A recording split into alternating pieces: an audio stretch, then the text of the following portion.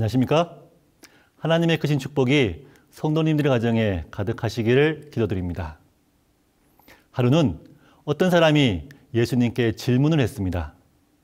예수님, 구원받을 자가 적습니까? 누가복음 13장 22절부터 기록되어져 있습니다. 예수님은 이 질문에 대해 좁은 문에 대한 비유로 대답을 하셨습니다. 누가복음 13장 24절입니다. 들어가기를 구하여도 못하는 자가 많으리라. 구원받는 사람은 수적으로 많지 않습니다. 구원받으려고 애쓰지만 안타깝게도 구원받는 사람은 많지 않습니다. 아주 적습니다. 25절에 있는 말씀입니다. 문을 한 번 닫은 후에 구원받을 수 있는 기회도 한 번뿐입니다. 무한정 기회가 주어지는 것이 아닙니다. 이 기회가 지나가 버리면 더 이상 기회가 없습니다. 끝입니다. 26절에는요. 주 앞에서 먹고 마셨으며 주는 또한 우리를 길거리에서 가르치셨나이다. 주 앞에서 먹고 마시고 주님과 함께 생활하고 심지어 주님께 가르침을 받고 주의 일을 했다고 해도 이것들이 구원을 보장해 주는 것은 아닙니다. 30절에 있는 말씀입니다. 나중된 자로서 먼저 될 자도 있고 먼저 된 자로서 나중될 자도 있느니라. 오래 믿었다고 구원이 보장되는 것도 아닙니다. 이렇게 보면 구원받기가 여간 어려운 게 아닙니다. 그래서 구원을 받았습니까? 라는 질문에 모태신앙인으로서 태어나서 48년간 교회를 다니며 22년째 재림교회에서 목회를 하고 있는 저도 대답을 머뭇머뭇거리게 됩니다. 여러분, 소확행이란 말을 잘 아시죠? 일본의 소설가 무라카미 하루키의 에세이 랑겔한스 섬의 오후에서 쓰인 말로 소소하지만 확실한 행복의 줄임말입니다. 그러면 소확구행은 아십니까? 제가 만든 단어입니다. 소소하지만 확실한 구원의 행복. 오늘 마태복음 25장을 본문으로 소확구행, 소소하지만 확실한 구원의 행복에 대해서 함께 생각해 보겠습니다. 오늘 우리가 살펴볼 본문의 말씀은 마태복음 25장입니다. 마태복음 25장은 예수님께서 세상의 징조와 여러 가지 사건들을 24장에서 말씀하신 후 세 가지 비유로 마지막 시대에 재림을 기다리는 우리들이 어떻게 살아가야 하는지를 가르쳐주고 계십니다. 다시 말해 마태복음 25장은 마지막 시대, 즉 세상 끝, 예수님의 재림이 임박한 말세를 살아가는 우리에게 더욱더 절실한 기별입니다. 먼저 마태복음 25장 1절부터 13절에 기록된 열처녀 비유에 대해서 살펴보겠습니다. 열처녀가 등장합니다. 실무교훈 305페이지에 있는 말씀을 보시겠습니다. 신랑을 맞기 위해 기다리고 있는 두 종류의 처녀는 주님을 기다린다고 자칭하는 두 종류의 사람을 대표한다. 우리가 바로 마지막 시대를 살아가는 열처녀들입니다. 그러나 애석하게도 열처녀의 비유에는 두 부류로 나뉘고 있습니다. 슬기로운 처녀들과 미련한 처녀들입니다. 혼인잔치에 참석한 처녀들과 그렇지 못한 처녀들입니다. 구원을 받은 처녀들과 그렇지 못한 처녀들입니다. 구원을 받아 행복한 처녀들과 그렇지 못한 처녀들로 나뉘고 있습니다. 우리들도 열처녀처럼 두 부류로 나뉘게 될 것입니다. 우리들의 운명도, 우리들의 구원도, 우리들의 행복도 나뉘게 될 것입니다. 여러분, 열처녀의 운명을 갈라놓은 것은 무엇이었습니까? 무엇 때문에 열처녀들이 구원을 얻어 행복하기도 하고 구원을 얻지 못하여 불행하기도 하였습니까? 마태복음 25장 3절, 4절 말씀을 보시겠습니다. 미련한 자들은 등을 가지되 기름을 가지지 아니하고 슬기 있는 자들은 그릇에 기름을 담아 등과 함께 가져갔더니. 여러분들이 너무나 잘 알고 계시는 것처럼 다른 무엇도 아닌 기름을 준비하는 일이었습니다. 기름을 준비했느냐, 그렇지 않았느냐에 따라서 그들의 운명이 달라졌습니다. 기름을 준비한 처녀들만이 구원을 받았습니다. 기름 때문에 그녀들은 행복할 수 있었습니다. 문제는 기름을 준비하는 일입니다. 그 결과를 봐서는 기름을 준비하는 일이 대단한 일이며 엄청난 일입니다. 그러나 예수님께서 말씀하고 있는 비유를 자세히 살펴보면 기름을 준비하는 일이 그리 대단한 일이 아닌 것을 확인할 수 있습니다. 힘든 일도 어려운 일도 아닙니다. 누구나 다 할 수 있는 쉬운 일이며 소소한 일로 기록되어져 있습니다. 한번 확인해 볼까요? 마태복음 25장 9절과 10절에 있는 말씀입니다. 슬기 있는 자들이 대답하여 이르되 우리와 너희가 쓰기에 다 부족할까 하노니 차라리 파는 자들에게 가서 너희 쓸 것을 사라 하니 그들이 사러 간 사이에. 처녀들이 준비한 기름은 아주 귀하거나 값진 기름이 아니었습니다. 비유에 등장하는 10처녀 중 돈이 없어서 기름이 비싸서 구하지 못했다는 이야기가 적혀 있지 않습니다.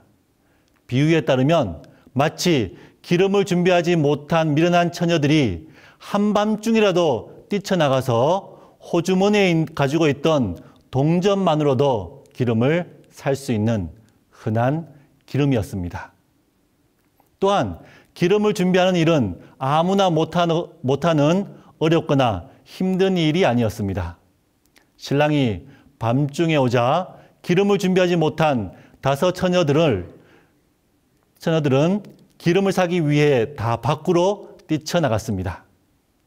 기름을 샀을까요? 네, 모두 기름을 샀습니다. 능력이 안 돼서 무엇인가 부족해서 기름을 준비하지 못한 사람이 아무도 없습니다. 이처럼 기름을 준비하는 일은 밤중에라도, 다시 말해 언제 어디서나 그리고 누구라도 준비할 수 있는 손쉬운 일이었습니다. 많은 시간이 드는 일도 아니었습니다. 혼인잔치가 끝나고 날이 새고 며칠이 지나서야 겨우 미련한 처녀들이 기름을 사가지고 도착했다고 말하고 있지 않습니다. 아주 조금의 차이로, 간발의 차이로 아직도 혼인잔치가 진행 중일 때에 기름을 사서 도착했습니다. 기름을 준비하는 일은 금방 구할 수 있는 일이었습니다. 또한 기름을 많이 준비한 것도 아니었습니다. 25장 9절에 있는 말씀입니다. 슬기 있는 자들이 대답하여 이르되 우리와 너희가 쓰기에 다 부족할까 하노니 차라리 파는 자들에게 가서 너희 쓸 것을 사라 하니.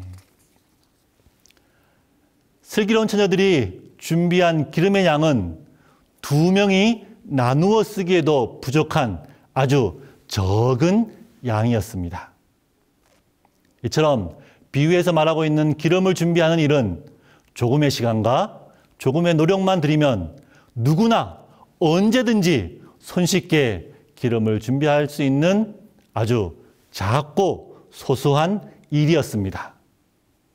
밤중이라도 누구라도 손쉽게 오래 걸리지 않고도 준비할 수 있는 기름, 2명이 쓰기에도 부족한 적은 양의 기름.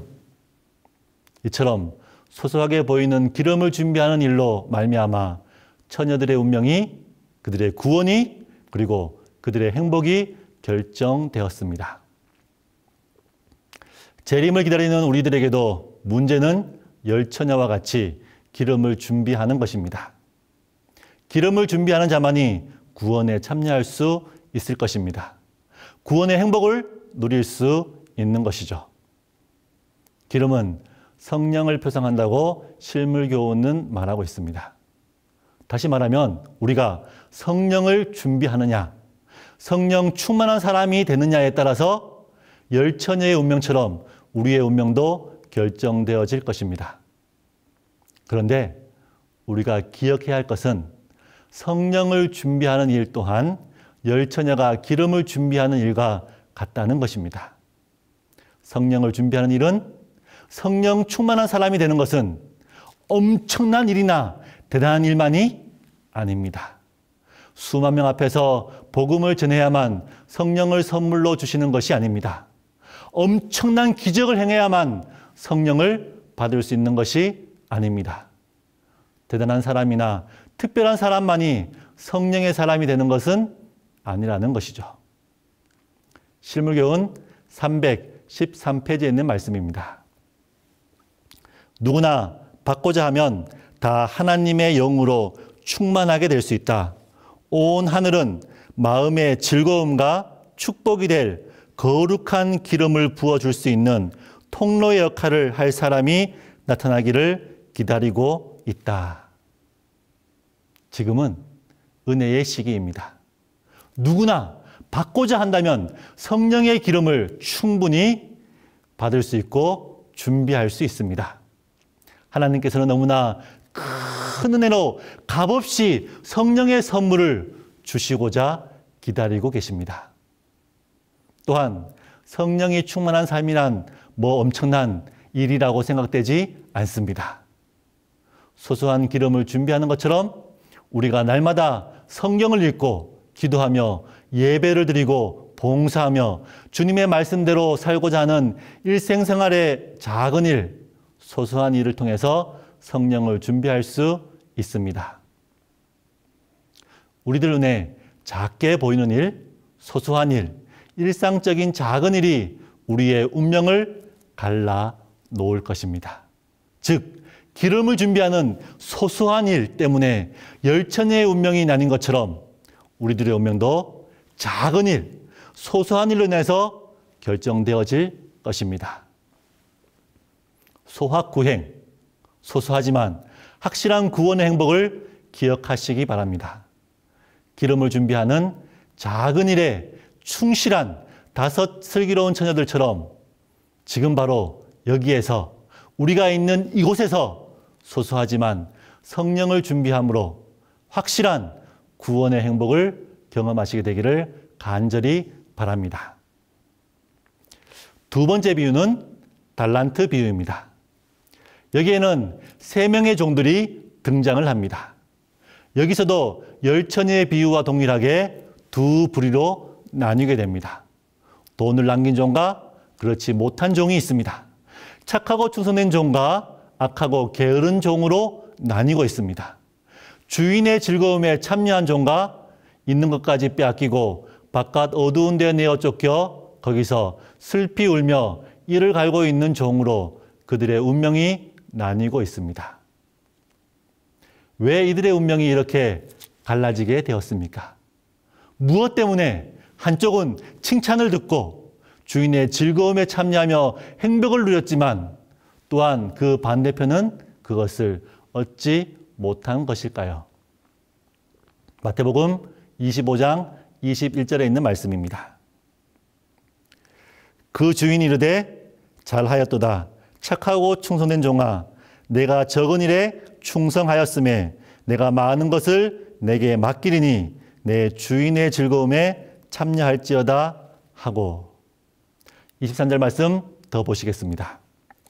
그 주인이 이르되 잘하였도다 착하고 충성된 종아 내가 적은 일에 충성하였음에 내가 많은 것을 내게 맡기리니 내 주인의 즐거움에 참여할지어다 하고 달란트를 얼마나 많이 남겼느냐가 중요한 것이 아니었습니다.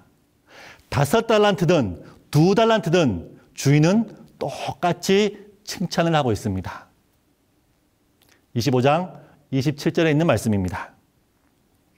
그러면 내가 마땅히 내 돈을 치리하는 자들에게 맡겼다가 내가 돌아와서 내 원금과 이자를 받게 하였을 것이니라 하고 심지어 주인은 한 달란트 맡긴 종에게는 많은 액수의 돈을 요구하지도 않았습니다. 단지 이자만이라도 가지고 왔더라도 충분하였을 것이라고 했습니다.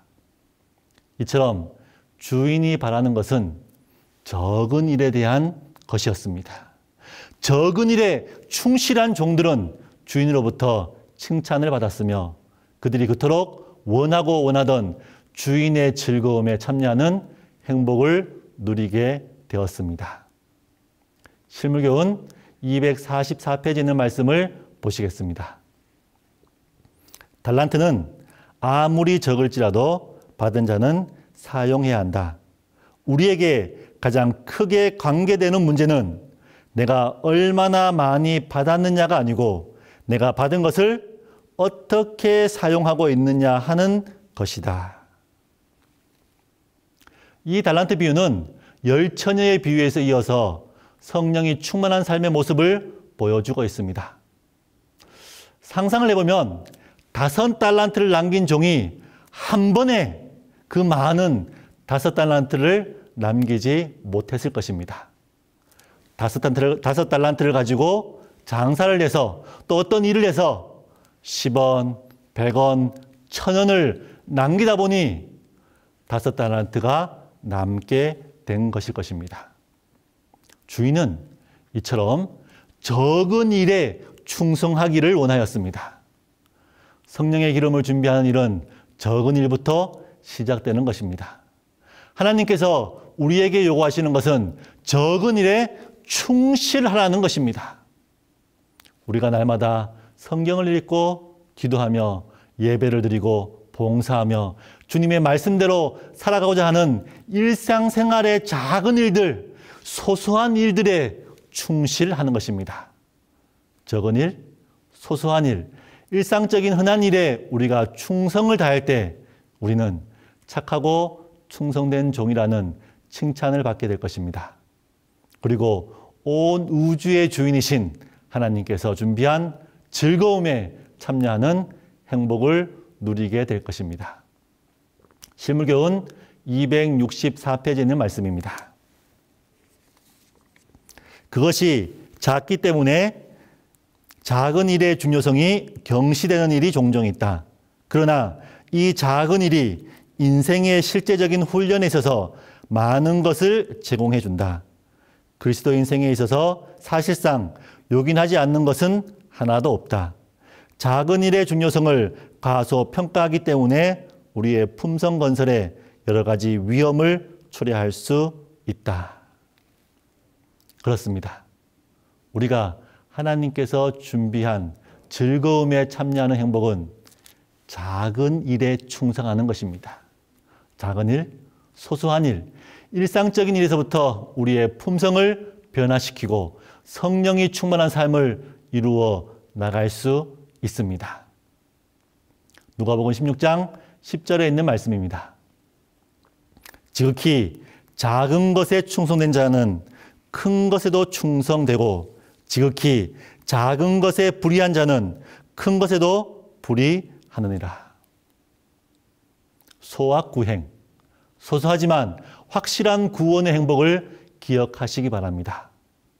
우리가 있는 가정에서, 일터에서, 교회에서 지금 우리에게 맡겨진 작은 일일지라도 온 우주의 주인이신 하나님께로부터 착하고 충성된 종이라는 칭찬을 듣게 충실하며 또 성실히 일하는 여러분과 제가 되기를 간절히 바랍니다.